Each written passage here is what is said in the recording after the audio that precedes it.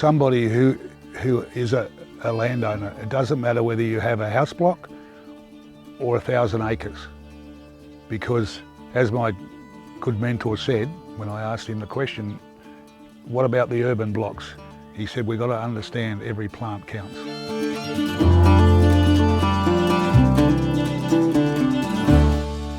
So I'm Rob Skinner, and I'm a resident of the Wingecarribee Shire.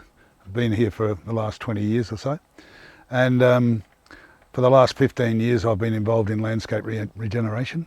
I was mentored by Peter Andrews as one of the pioneers in the landscape regeneration field. I mean, I was a city boy. I came from, you know, I've been in construction most of my life, project manager in construction, had businesses and in and out of businesses. And what I did was I had a period where I'd sold a business and had some time available, and I spent a lot of time at the Sinus School in Bowral, where my daughter went for the first 5 years. And one of the tasks there was that we wanted to do was build a biodynamic garden, and so I realised that I knew little about it, and so that was my first course in an agricultural pursuit. We've moved back into our shire with the whole principles of landscape regeneration, and now I'm heavily involved with Regen Action in the Southern Highlands or Wingecarribee Shire. And with the intention of getting as many people to come on board for landscape regeneration as we possibly can. So this property that we're on here is a property owned by David Sargent.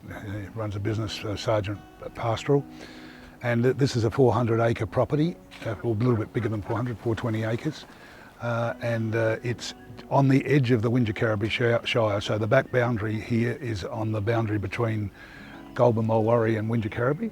So it's the extreme southern end of the Shire. It has traditionally been a grazing property, and Dave's been here for the last 10 to 15 years. We isolated an area down the northern end of the property where we're going to ultimately form that into a not-for-profit organisation where we have an education, a learning, a training facility, and then using the property, the remaining area of the property, to train people and show them how, as a demonstration site, how everything works. So normally what would happen in this gully is the water would all flow down that gully. The concentration of water would go down through the gully, down the creek and away and off the property. What we've got now is, by having these interventions, we've got the water that's collected in that gully, comes down here, and here we've got a little bit of a contour around the back of this little water catchment.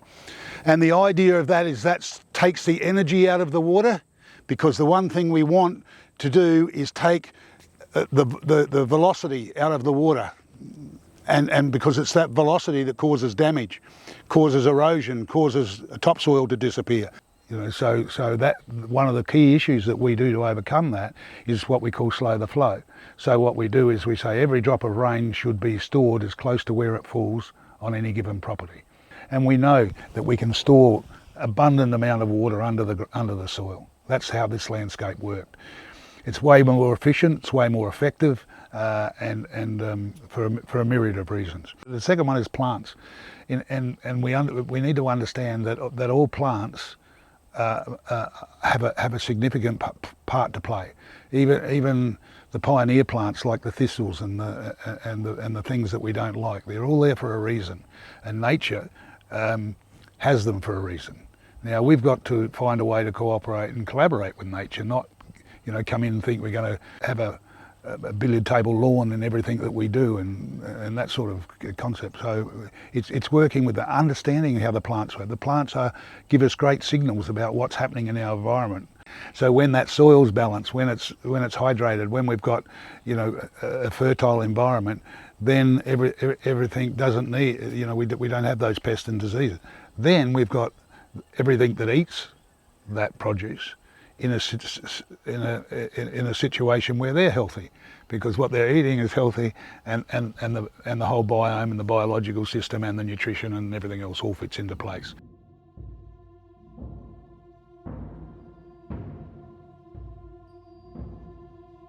I think the greatest challenge is really about changing, I guess, assisting people or helping people to change a paradigm. We have this paradigm about how agriculture should work and how farming and how landscape care should work, and the evidence is clearly in. We've failed. So hanging on to all those past things because of our need to be right and all those things that cement us into that position is really what holds us back. It all stems from a thing that a group of us got involved with some 12 or 18 months ago, when we realised that landscape regeneration has the capacity to really make a dent in greenhouse gas emissions.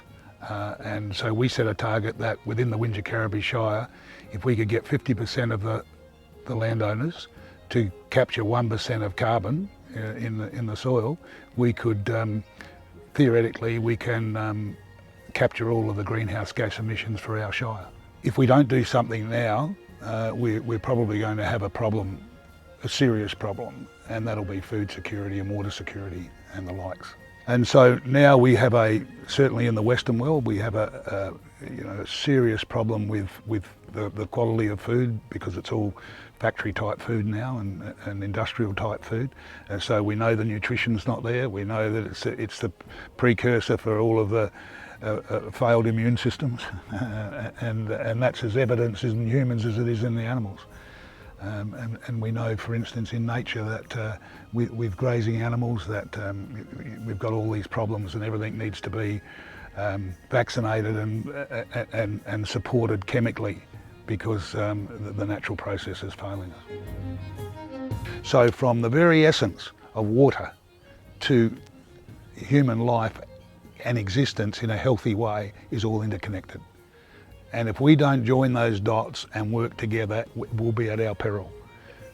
Because I can guarantee all of us that if we keep going like we are, in another 100 years, and like many civilisations before us which failed shortly after their agricultural land failed, we'll follow that same path again without learning that lesson. And humans might well be extinct. And nature will work out another way how to re-evolve it, and it'll go back to the drawing board and come up with another solution. We just won't be here. And that's not a solution I want for my grandkids.